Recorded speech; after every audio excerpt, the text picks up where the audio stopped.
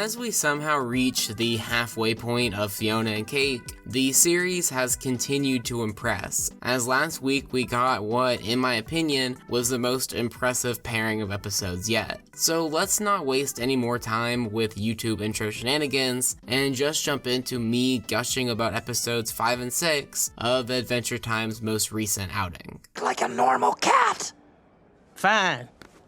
Meow, meow. While I really loved Simon Petrikov, even going as far to say that it's probably in my top 15 episodes of the franchise, I feel pretty safe in saying that episode 5 of Fionna and Cake, Destiny, is pretty clearly my favorite of the 6 that we've gotten. So yeah, I would probably put this episode in the top 10 for the franchise. It's just so stinking stellar from start to finish. To start with the cold open, they begin with a flashback to the days of Icefin, or as the inhabitants of Farmworld refer to him, the Snowman, as a family ultimately fails to avoid his frozen grasp. This is definitely my favorite cold open of the series so far. It's just such a genuinely, no pun intended, chilling scene that shines a light on the horrors of Finn's quest to freeze all the humans of his world that's largely skipped over in episodes such as Jake the Dog or Crossover. While the following episode might be the one with the Patrick McHale songs, this scene feels really over the garden wall to me, as the dark atmosphere of this one turns this 30-second piece of animation into something genuinely memorable, and a fantastic reminder of the guilt that we see Farmworld Finn suffering from later in the episode. Back to the three main characters of the show. It's a bit of a slow scene as the three of them sit around in the field, with Fionna taking a nap while Simon and Cake play with their respective technologies. Once both humans get a new outfit for the episode, the trio make their way into Farmworld, where we get a good look into what the universe looks like after getting rid of the crown, and it's not exactly any better than it was when it was non-magical before. Still being ruled by Destiny Gang, led by their old titular leader and his fittingly named daughter, Little Destiny, who will be more important later in the episode. The civilization in general is doing pretty poorly, as seen partially through the fact that they're burning books Fahrenheit 451 style, as just like what was the case for Simon, getting rid of the crown didn't exactly fix everything in their world. After a quick look at somebody who looks suspiciously like our original protagonist, and also who I'm pretty sure everybody thought was Finn's little sibling, we get some great shenanigans with Cake and Fionna causing chaos throughout the town, a town where everybody is too self-absorbed to really care. In general, this episode lets the focus be on Simon, Farmworld Finn, and eventually Jay and Little Destiny, which leaves Fionna and Cake as comedic sidekicks for large portions of it, a role that they fill really well. While Fionna is actually the same age as both of the Finns that we've seen in the show so far, she definitely acts more like our original protagonist, which gives us the chaotic energy of the original Finn and Jake as the pair interrogate people and eventually nearly kill Juice Bruce. And it's as they run away from their crime spree that we really get introduced to Little Destiny and Jay, the latter of which being the eldest child of Farmworld Finn, in a nice little reference to Pahoy that doesn't really make a ton of sense in universe, but whatever, it's still a great little Easter egg.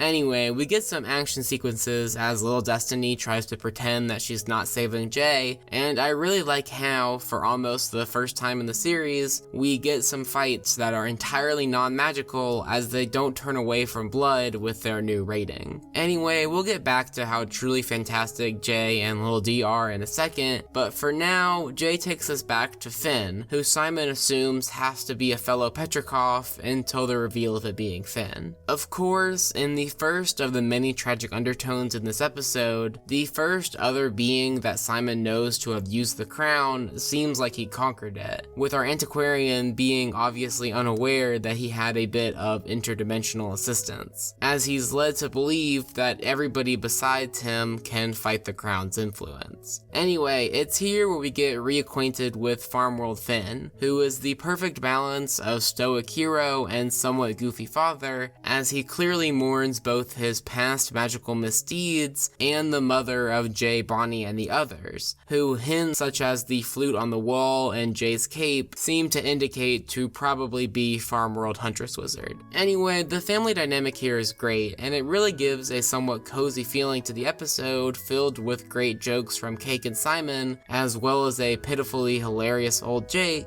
at least until Finn snaps at the mention of the crown, being unable to face his past even long enough to warn Simon about the fate that he already knows is coming. I really love this depiction of the character, as despite his tragic tale being told in single episodes and seasons apart, Farm World Finn's story has always been one of my favorite things to come out of the show. Anyway, this is where Scarab comes into the episode after spending the first part of it just squabbling with a trapped Prismo, as he takes the appearance of a Farm World Rick Sanchez and makes his way towards our heroes, setting the stakes pretty high as we progress to the final part of the episode. I love how stoic Finn is when confronted with Scarab asking about Simon, Fionna, and Cake, as there's no comedic portrayal of lying or hesitation, as he calmly states that he has no idea where they are, a statement that he finds to be more truthful than he thought, as he discovers that Jay has stashed his sister in a haystack and grabbed our titular duo and their old man sidekick and taken them to the Destiny Crater. Finn's reaction to this news being to first prioritize the safety of his children is a great father moment for his character, and sets up the inconceivably great final few minutes of the episode. And this is where we get to the second of the tragic undertones in this episode, as Simon discovers the crown destroyed, never having learned that he was the one who used the crown to save the world from the mushroom bomb in the first place, as he continues to think of himself as a plague in every universe. Just a really great scene that's quickly overshadowed by the reveal of Jay and Little Destiny being together, which is a perfect blend of both somewhat goofy Romeo and Juliet style romance, while also just being a really sweet and great plot point for the episode in such a way that only Adventure Time could pull off, especially since it somewhat relates thematically back to our titular three. Both of these characters should hate each other, just like their fathers do, but by fighting against destiny, big destiny that is, they're able to secure a better life for themselves, just like how Fionna, Cake, and Simon are going to have to learn to do. Anyway, after a nice sweet recap of their enemies to lovers story, the Destiny Gang is the first of the three parties to show up to this affair, as they take our three main characters out of the action to focus on Little Destiny and Jay for a bit, as Fiona's knife suddenly turns into a butter knife for reasons that become more apparent in the next episode, as we get this wonderfully dramatic scene with Jay begging Little Destiny to take his life if she truly thought that he would intentionally poison her with the gem from the ice crown that he unknowingly gave her. Farm World Finn shows up in the middle of this whole affair, and I love the way his expression changes after hearing his son tell Little Destiny to strike him down, as he definitely has a proud dad moment. Anyway, Little Destiny obviously chooses love over factions, effectively ending their story as Finn takes out some Destiny Gang members before everybody but him clears out at the arrival of Scarab. The fight with Finn and Scarab is very, very short, but the satisfaction of watching Finn be the first character to inflict real damage onto the villain of the series, being followed by such an immediate reversal with Farm World Finn seemingly taking a fatal blow, is such a powerful ending, with Scarab notably grabbing onto Fionna and Cake as they go off into the next world, and arguably the biggest cliffhanger so far. And while I would love to go into depth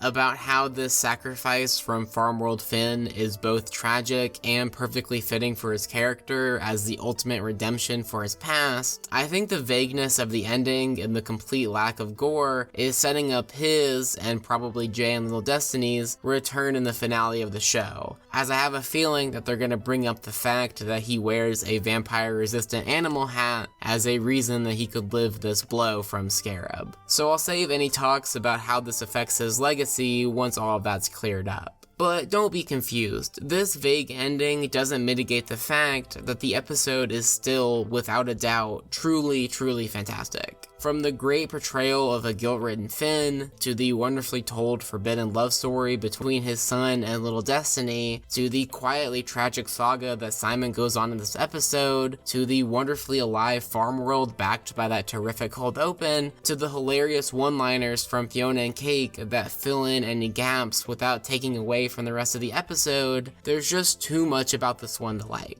I'll have more solidified thoughts about how it ranks in both this miniseries and the franchise at a later date, but this episode is some of the best adventure time we've ever gotten, and one of my favorite pieces of animation from the last few years. And so I'm gonna put you into a blender with me. That's actually a nice metaphor. Not a metaphor. So this happens a lot. Not this part. This is an escalation. So, how does episode 6, The Winter King, follow up on one of my favorite episodes in the franchise? Well, it delivers yet another really stellar episode that goes in a completely different direction to create an almost equally good half hour. The cold open this time around takes us back to Fionna World, where we launch into the subplot for this and presumably future episodes, as Marshall Lee and Gary finally meet, and we're actually going to go ahead and go through this entire plot first before getting into what our titular characters are getting up to. Obviously, going into this subplot, everybody who's been paying at least a tiny bit of attention should know how it's going to end, and the plot leans into that entirely. It's never in doubt whether or not the pair are going to end up together, as the episode focuses more on showing wholesome moments of the pair hanging out as Marshall attempts to help Gary with his baking aspirations.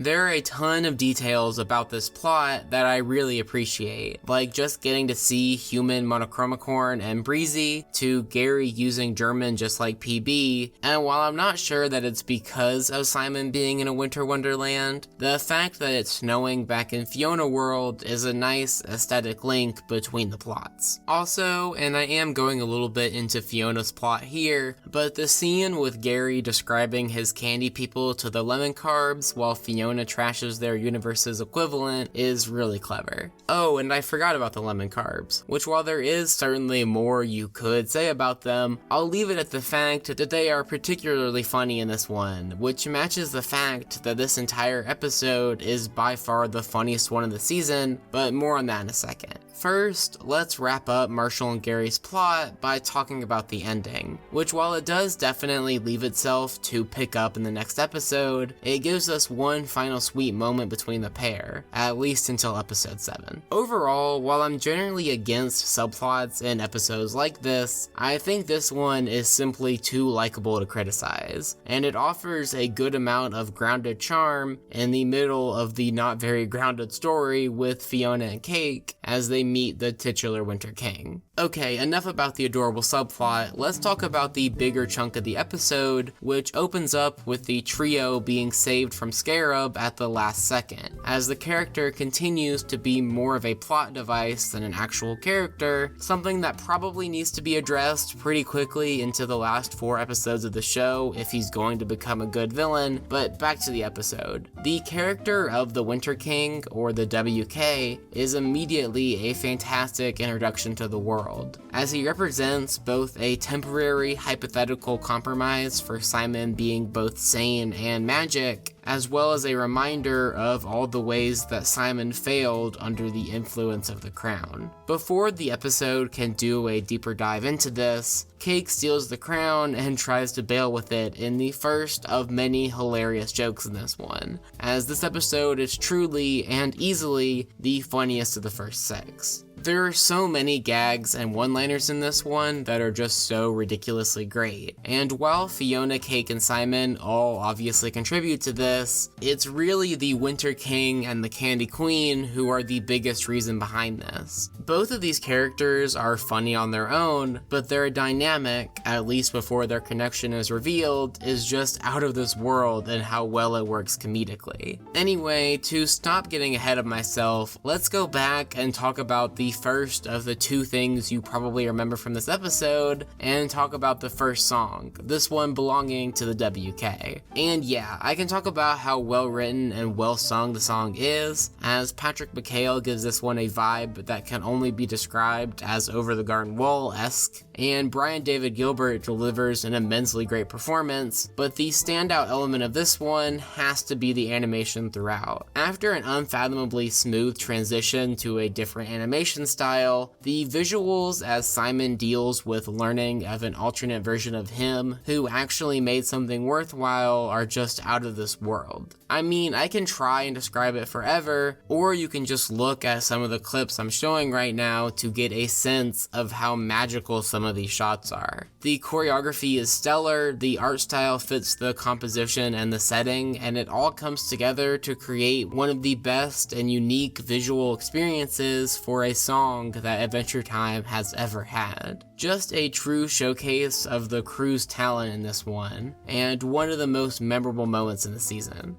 After an ominous and also somewhat pretty unimportant conversation between Cake and Scarab, we get to see some more hints besides the obvious that the WK isn't exactly a good guy, as besides just banning our heroes from going to the Candy Kingdom, he also downplays Betty's importance in his life. Something that obviously rubs Simon the wrong way, as he begins to wonder if his fascination with Betty is the difference between him and the WK, and the reason that he could never do anything productive with his power. And it's at this point that we're introduced to the Candy Queen, the corrupted version of Princess Bubblegum and immediate fan favorite. Hendon Walsh adds to this series' long lists of fantastic performances, as the Candy Queen, at least when she's not singing, only sounds somewhat familiar instead of just obviously being PB. When she does sing, it does go a bit back to the Princess Bubblegum side, but that's to be expected as that's closer to her normal speaking voice. Anyway, talking about the song, as much as I loved the Winter King song from earlier in the episode, I think this one might be even better. While the visuals are perhaps not as stunningly fantastic,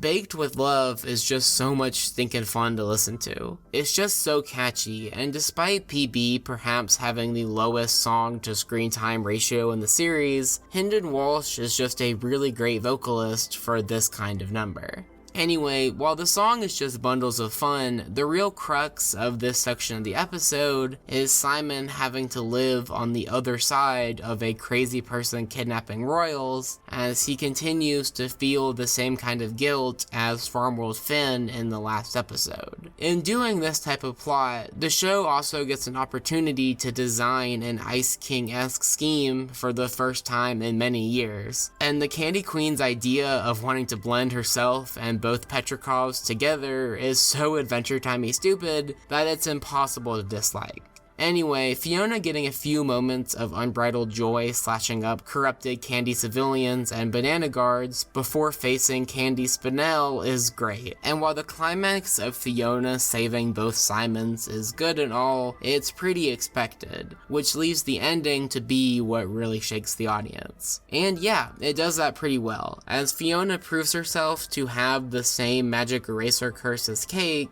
as her kiss with the Winter King, which surely won't make our Simon uncomfortable, is ended abruptly as her hands cause the crown to lose its magic, as the WK becomes the second Simon in an HBO Max cartoon to become pulverized. Despite all the blood in the show so far, this is definitely the most messed up we've gotten, but somehow our Simon seems to get over it pretty quickly, enjoying his vindication as he learns that the WK cursed PB and was never actually able to use the crown's power consequence-free. And while her appearance in this one is short, Bonnie is just absolutely hilarious in this episode, and her approach to 100 years of being cursed to just try and forget it and move on is both a comedically shocking end to her story while also being perfectly characteristic. The final few scenes of this episode are all about setting up the last 4 episodes of the season, and specifically actually beginning to give Fionna more of a solid arc to build on, as her murder of the WK has made her start to believe that all she does is hurt people, which continues into Baby World, which is just a perfect universe to bookend an episode with, as it's just so much fun to watch little baby versions of our cast while Simon gives Fionna a pep talk as the episode ominously ends. So yeah, for the 3rd time in these episode analyses, this is where I end the review by saying that this episode is genuinely some of the best adventure time that we've ever gotten. And just like Simon Petrikov and Destiny, is probably in my top 15 for the franchise. While I'm not sure that it has the character stuff to reach the highs of those episodes, it has 2 unbelievably fantastic songs, some truly great scenes, is the funniest of the 6 we've gotten, actually does something with Fionna outside of comedy, and has an adorable subplot in the background. Another fantastic episode. Anyway, that's about it for me. As you can tell by this video's length in comparison to the other 2, I had a bit more to say about these 2 episodes, as they are by far my favorite pairing that we've gotten, and just leave me so stoked to see what's next. If you want to see me talk more about animation outside of these videos, or you just want a more direct way than the comments to yell at me for not working on the Steven Universe movie video, you can find my Twitter in the description. But either way, this has been AmpleSamuel, and I'll see you in about a week to talk about episodes 7 and 8. Thanks for watching.